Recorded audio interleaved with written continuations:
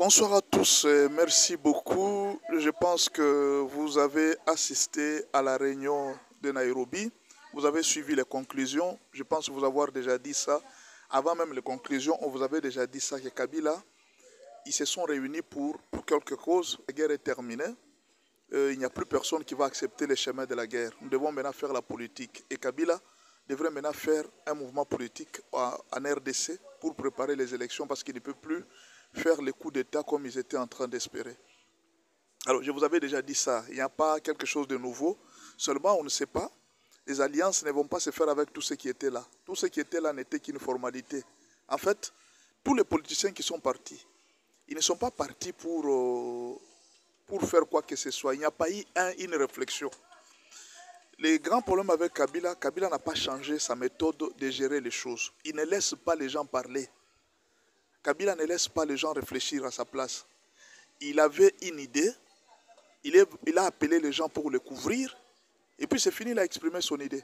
Mais les autres, il n'y a personne qui a parlé parce qu'il n'y a rien qui a été nouveau. Je vous donne un peu le résumé de la... Vous voyez sur la photo là, regardez comment est-ce que José Makila est en train de regarder. Je ne sais pas s'il était en train de regarder quoi, il est tout proche de Kabila là. Alors je vous donne un peu le résumé. La première chose, ils ont décidé que, dans les conclaves, ils ont décidé que ils ont annulé la condamnation à mort de Joseph Kabila. Ils ne sont pas d'accord avec ce procès qui n'est pas constitutionnel.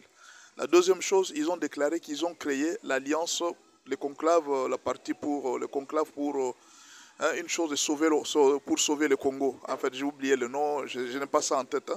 La troisième chose, ils ont donné leur objectif, leur plan d'action. Les plans d'action sont donc donnés dans les 12 points que Joseph Kabila avait déjà donnés, je crois à Goma ou en Afrique du Sud, je ne sais pas où est-ce qu'il était, ou bien au Rwanda, je ne sais pas.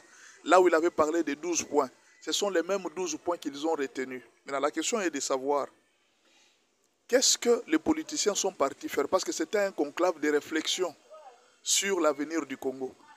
Tout ce qu'ils ont décidé, Kabila avait déjà dit ça. Donc, ils sont partis, en réalité, c'était un conclave pour sauver Joseph Kabila. Alors, nous allons analyser un peu le point de ce que moi j'ai trouvé que les politiciens congolais ne sont pas sérieux. Il faut reconnaître quand même que beaucoup de politiciens congolais ne sont pas encore sérieux. Au lieu d'aller aider Kabila, Kabila est dans de très grandes difficultés. Ils sont partis encore le flatter. C'est ça le mal des politiciens congolais. Il faut aider Kabila. Kabila est dans une très grande difficulté. La même réflexion, il avait commencé ici à Kinshasa. Rappelez-vous, Kabila était ici à Kinshasa. Il avait commencé avec la même réflexion.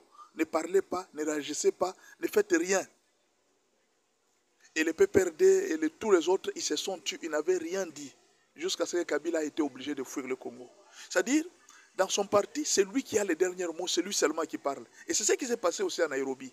Les autres politiciens sont partis là, ils ont juste assisté. On leur a dit ce qu'ils doivent faire, on leur a dit des lignes de conduite. On a annulé la condamnation de Kabila, on a oublié d'annuler la condamnation de Matata Ponyo, on a oublié d'annuler la condamnation de Corneille Nanga. Au lieu même de donner un principe qu'à partir d'aujourd'hui, nous annulons la condamnation de Matata Ponyo, nous annulons la condamnation de Corneille Nanga, nous annulons la condamnation de tous les autres opposants, ils pouvaient même citer Moutamba. Nous annulons aussi la condamnation de Moutamba. Ils ont juste annulé la condamnation de Joseph Kabila. Vous comprenez l'objectif déjà de la rencontre. Deuxièmement, ils ont créé les mouvements pour sauver le Congo. Et troisièmement, ils ont donné les 12 points qui sont les 12 actions qu'ils doivent faire. Quelle est l'analyse que je vais faire par rapport à cette situation, par rapport à ces conclaves?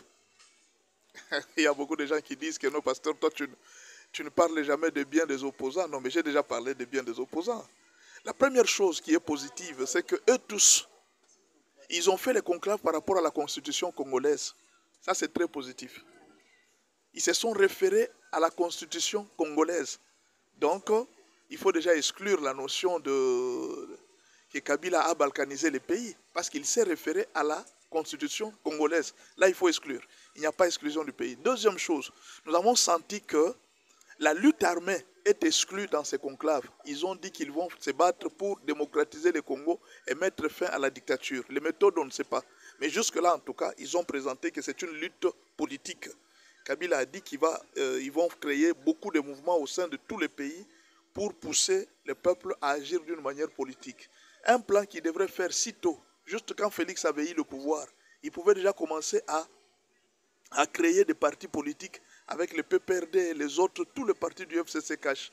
Ils avaient négligé cette option. Ils étaient très sûrs qu'avec les armes, on pouvait récupérer le pouvoir, ou bien avec les généraux qui étaient là, on pouvait récupérer le pouvoir. Bon, heureusement, ils se sont rattrapés, mais en retard.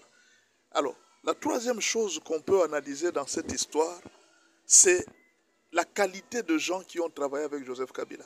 J'ai trouvé que beaucoup de gens qui ont travaillé avec lui ne l'ont pas beaucoup aidé.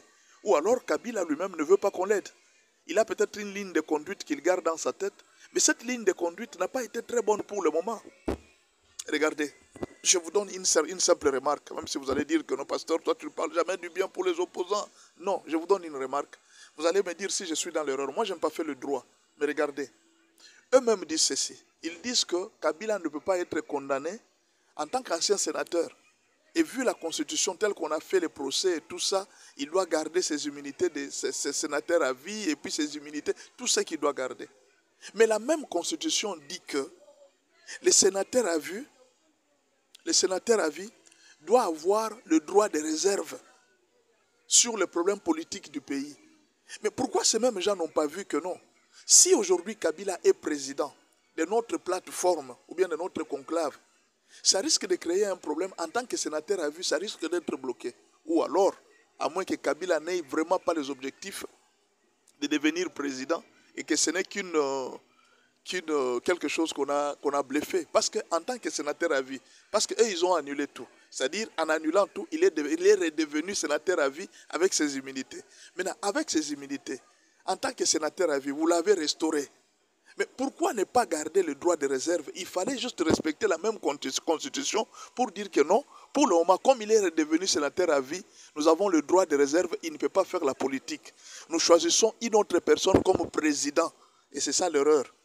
C'est une erreur monumentale que moi j'ai vue. Il ne fallait pas le faire. Il fallait choisir une autre personne. Par exemple, nous allons faire une présidence à plaque tournante. Même si lui peut être président derrière le rideau. Mais en réalité, on met quelqu'un d'autre juste pour couvrir la scène telle que vous l'avez montée. Nous annulons et en même temps, le sénateur à vie a droit de réserve d'après la Constitution. Lui ne peut pas se présenter dans ces histoires. Mais c'est comme ça qu'il fallait faire. Bon, moi j'ai raisonné comme ça. Pourquoi ils n'ont pas réfléchi à ça? Ça c'est l'autre chose. Et alors, une autre chose, c'est la situation. Ils ont pris des décisions d'après la Constitution. En tout cas, ce que j'ai aimé, c'est ça. D'après la Constitution. Mais alors, quelles sont les méthodes qu'ils vont utiliser? Ils ne sont pas obligés de nous le dire, parce que ça, c'est leur secret. Ça, c'est leur plan. Mais au moins, nous savons qu'ils ont utilisé des méthodes financières. Ils vont acheter plusieurs politiciens congolais. Et comme les politiciens aiment l'argent, ils vont accepter. Et aussi, il ne faut pas négliger que Kabila a plusieurs personnes encore au Congo qui continuent à l'aimer d'une manière ou d'une autre. Et il y a aussi d'autres personnes qui n'aiment pas Félix, qui voudraient peut-être Kabila à la place. Donc il y a toujours quelque part des gens qui peuvent adhérer à ce mouvement.